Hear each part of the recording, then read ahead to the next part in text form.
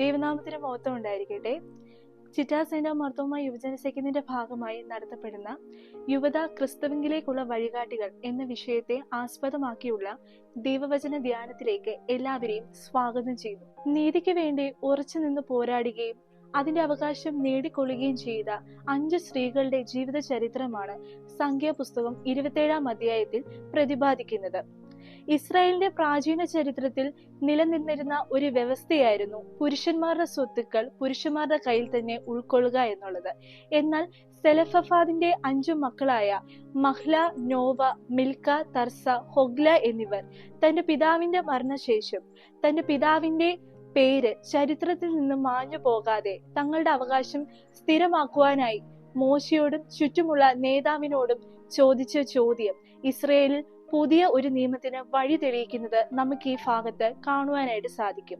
അതുകൊണ്ട് തന്നെ ഇവരുടെ ഈ ചോദ്യത്തിൽ നിന്നും നമ്മുടെ ജീവിതത്തിൽ ഉളവാകുന്ന 3 മാതൃകളെ കുറിച്ചാണ് ഇന്ന് ഞാൻ നിങ്ങളുമായിട്ട് സംസാരിക്കുവാനായിട്ട് ആഗ്രഹിക്കുന്നത്. ഒന്നാമതായിട്ട്, അനീതിക്കെതിരെ ധൈര്യപൂർവ്വം സംസാരിക്കുക. അനീതിക്കെതിരെ ധൈര്യപൂർവ്വം സംസാരിക്കുക. ഈ 5 സ്ത്രീകളും തങ്ങളുടെ അവകാശത്തെ പറ്റി മറ്റുള്ളവരോട് ചോദിക്കാൻ ഒരിക്കലും ഭയപ്പെട്ടിരുന്നില്ല. തങ്ങൾക്ക് അർഹതപ്പെട്ട അവകാശം അന്നത്തെ മേലധികാരികളായ നേതാവായ മോശയോടും മഹാപുരോഹിതനായ എലിയാസറിനോടും മറ്റു പുരോഹിതന്മാരോടും ധൈര്യപൂർവ്വം ചോദിക്കുന്നു. ഇസ്രായേലിന്റെ ചരിത്രത്തിൽ തന്നെ പുതിയ ഒരു നിർമ്മാണത്തിന്റെ ഉന്നത വേദിയിലേക്ക് കടന്നു ചെല്ലുന്ന ഒരു സ്ത്രീകളെ നമുക്ക് കാണുവാനായിട്ട് സാധിക്കും. അനീതിയെ ചോദ്യം ചെയ്യാനും അനീതിക്കെതിരെ ധൈര്യപൂർവ്വം പോരാടുവാനും നമുക്ക് ചുറ്റുമുള്ള മാറ്റങ്ങൾ തെറ്റാണെന്ന് തോന്നിയാൽ അതിനെതിരെ പ്രതികരിക്കാനും ഈ ഒരു ഭാഗം നമ്മളെ പഠിപ്പിക്കുന്നു.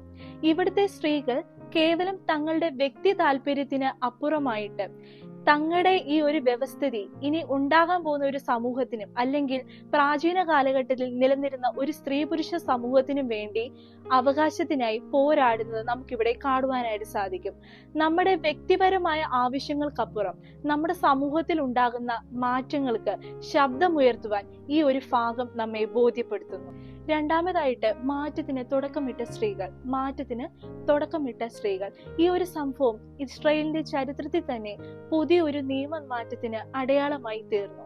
ഇസ്രായേലിൽ പുതിയൊരു ചരിത്രത്തിന് തുടക്കം കുറിച്ച ഒരു ഭാഗമായിരുന്നു ഇത് എന്ന് പറയുന്നത്.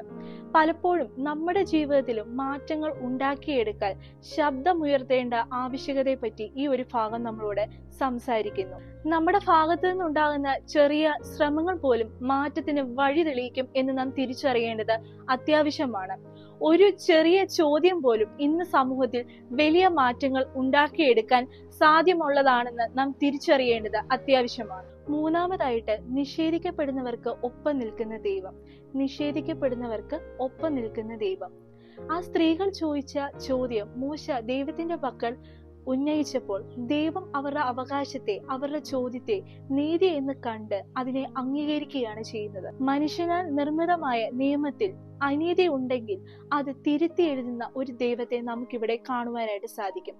നീതിക്ക് വേണ്ടിയുള്ള നമ്മുടെ ചോദ്യങ്ങളോ പ്രാർത്ഥനകളോ എന്തു തന്നെ ആയിക്കോട്ടെ, അത് കേൾക്കുന്ന, അതിന് ഉത്തരം നൽകുന്ന ഒരു ദൈവം നമ്മളോട് കൂടെയുണ്ട് എന്ന് നാം തിരിച്ചറിയേണ്ടത് അത്യാവശ്യമാണ്.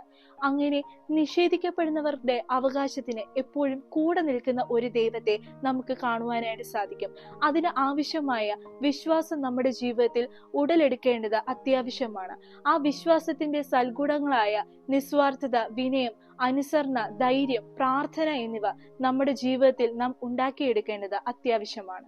ഇന്ന് 3 കാര്യങ്ങളാണ് ഞാൻ നിങ്ങളുമായിട്ട് പങ്കുവെച്ചത്. ഒന്നാമതായിട്ട്, നമുക്ക് അനുകൂലമല്ലാത്ത നീതി നിഷേധിക്കുന്ന വ്യവസ്ഥിതിയെ ചോദ്യം ചെയ്യാൻ നാം ധൈര്യപൂർവ്വം നമ്മുടെ ജീവിതത്തെ സജ്ജമാക്കേണ്ടത് അത്യാവശ്യമാണ്. രണ്ടാമതായിട്ട്, വെല്ലുവിളികളെ അഭിമുഖീകരിക്കാൻ നമ്മുടെ ജീവിതത്തിൽ ആവശ്യമുള്ള നിലപാടുകൾ, വ്യക്തമായ നിലപാടുകൾ നമ്മുടെ ജീവിതത്തിൽ ഉണ്ടാക്കിയെടുക്കേണ്ടത് അത്യാവശ്യമാണ്.